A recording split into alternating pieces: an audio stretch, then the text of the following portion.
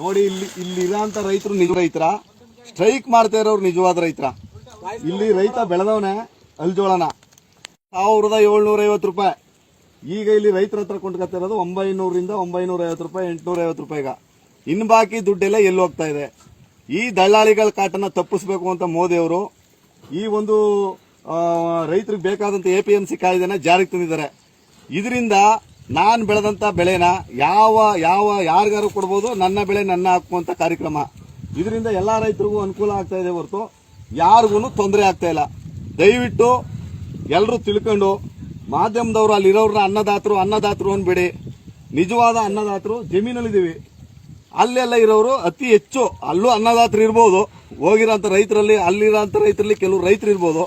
ಇನ್ಬಾಕಿಯವರು ರೈತರ ಹೆಸರು ಹೇಳ್ಕೊಂಡು ನಮ್ಮನ್ನ ಪಾತಾಳಕ್ಕೆ ತುಳಿಯಂತ ಕೆಲಸ ಮಾಡ್ತಾ ಇದಾರೆ ಹೊರತು ಇದರಿಂದ ಯಾವುದೇ ರೈತರಿಗೂ ಅನುಕೂಲ ಇಲ್ಲ. ಇಲ್ಲಿ ರೈತರು ಇದಾರೆ, ಕೇಳ್ರಪ್ಪ. ಇಲ್ಲಿ ಯಾರಿಗೆ ತೊಂದರೆ ಆಗಿದೆ ಈ ಕಾನೂನಿಂದ? ಮೋದಿ ಅವರು ಮತ್ತು ಯಡಿಯೂರಪ್ಪನವರು ಮಾಡಿರೋ ಕಾಯ್ದೆಯಿಂದ ಯಾರಿಗೆ ತೊಂದರೆ ಆಗಿದೆ? ದಯವಿಟ್ಟು ಕೇಳಿ, ಬನ್ನಿ. ಹಂಗೆ ವಿಡಿಯೋ ಮಾಡ್ಕೊಂಡು ಕೇಳಪ್ಪ. ಏನಪ್ಪ, ಯಾರ್ಯಾರು ತೊಂದರೆ ಇದೆಯಾ? ಇದರಿಂದ ತೊಂದರೆ ಇದೆ. ತೊಂದರೆ ಹೆಂಗಿದೆ ಅಂತ ಕೇಳಿ ಹೇಳ್ತೀನಿ. ಈಗ ಅವರು ಈಗ ಕೋಡಿಹಳ್ಳಿ ಚಂದ್ರಶೇಖರ್ ಅವರು ಈಗ ಹೋಗಿ ಸ್ಟ್ರೈಕ್ ಮಾಡ್ತಾವ್ರ. ಅದಕ್ಕೋಸ್ಕರ ಅವರೇ ಸ್ವಂತ ದುಡಿಮೆಯಿಂದ 2 ಎಕರೆ ಬೆಳೆದು ತೋರಿಸ್ಲಿ ಅವರು. ಆಗ ಅವರು ನಿಜವಾದ ರೈತರು. ಈಗ ಯಾಕಂದ್ರೆ ಈಗ ಏನ್ ಗೊತ್ತಾ, APMC ಇಲ್ಲೆಲ್ಲ ಲೋಡ್ ಲೆಕ್ಕ ಮಾಡೋರು, ಮೂಟ ಹೊರೋರ್ನೆಲ್ಲ ಕರ್ಕೊಂಡೋಗಿ ಇವರು 400 500 ಕೂಲಿ ಕೊಟ್ಬಿಟ್ಟು 2 ಲಾರಿ ಜನ ಕರ್ಕೊಂಡೋಗಿ ಇವರು ಹಸಿರು ಟವಲ್ ಕೊಟ್ಬಿಟ್ಟು ಸ್ಟ್ರೈಕ್ ಮಾಡ್ತಾರ.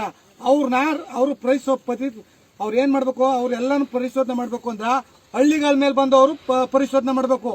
ಹಂಗಾದ್ರೆ ರೈತರು ಏನು ಅನ್ನೋದು ಗೊತ್ತು. ಆ ರೈತರು ಹೋಗ್ಬೇಕಾದ್ರೆ ಅಲ್ಲಿಗೆ ಕಾರಣ, ಆ ರೈತರು ಅಲ್ಲಿ ಒಬ್ರು ಹೋಗಿಲ್ಲ. ಯಾಕೆ ಹೋಗಿಲ್ಲ ಅಂತ ಕೇಳಿ ಹೇಳ್ತೀನಿ. ಇಲ್ಲಿ ಮನೇಲಿ ನೀರ್ ಬಿಡಕ್ಕೆ ಗದ್ದೆಗೆ ಅಪ್ಪ ಹೋದ್ರ ದನ ಕಟ್ಟಕ್ ಅವ್ರಿಲ್ಲ, ದನ ಕಟ್ಟಕ್ ಸಗಣಿ ಗೋರವ್ರಿಲ್ಲ. ನಿಮ್ ಮಗ ಸಗಣಿನೇ ಗೋರಿನ, ಅಪ್ಪ ನೀರ್ನೇ ಬಿಟ್ಟನ, ಅಲ್ಲೋಗಿ ಸ್ಟ್ರೈಕ್ನೇ ಮಾಡಿನ ಅಪ್ಪ. ಅಲ್ಲಿ ಹೋಗಿರೋರು ರೈತರೇ ಅಲ್ಲ. ಕೆಲವರು ಹೋಗಿರ್ಬೋದು ರೈತರು, ಅವ್ರನ್ನ ಬಲವಂತವಾಗಿ ಫೋರ್ಸ್ ಮಾಡಿ ಕರ್ಕೊಂಡು ಹೋಗಾರ. ದಯವಿಟ್ಟು ಇದೊಂದೇ ಅಲ್ಲ, 1 ಎಕರೆಯಲ್ಲಿ ಭತ್ತ ಬೆಳಿಬೇಕಾದ್ರೆ 23,000 ಖರ್ಚಾಯ್ತ. ಭತ್ತ ಮಾರಿದ್ರೆ 32,000 ರೂಪಾಯಿ ದುಡ್ಡು ಆಯ್ತ. 8,000 ರೂಪಾಯಿ ದುಡ್ಡು ತಕೊಂಡು ಬೆಲ್ಲ ಟೀ ಸೊಪ್ಪು ತಕೊಳ್ಳೋಕ್ಕೂ ಸಾಲಲ್ಲ ರೈತನಿಗೆ. ಮನೇಲಿ 2,000 ರೂಪಾಯಿ ಭತ್ತ ಮಾಡಿ ಅಂತ ಹೋರಾಟ ಮಾಡಕ್ಕಾಗಲ್ಲ. 2,000 ರೂಪಾಯಿ ಅಲ್ಜೋಳ ತಗೊಳ್ಳಿ ಅಂತ ಹೋರಾಟ ಮಾಡಕ್ಕಾಗಲ್ಲ ಇವ್ರ ಕೈಲಿ. ಈ ಮೋದಿ ಅವರು ಏನೋ ರೈತರಿಗೆ ಅನುಕೂಲ ಮಾಡ್ಬೇಕಾ, ಇನ್ನಾದ್ರೂ ರೈತರು ಸ್ಕೂಟರ್ಗಳಲ್ಲಿ, ಕಾರ್ಗಳಲ್ಲಿ ಓಡಾಡಂಗ್ ಮಾಡ್ಬೇಕು ಅಂತ ಉದ್ದೇಶದಿಂದ ಕಾಯ್ದೆ ಜಾರಿಗೆ ತಂದವರ.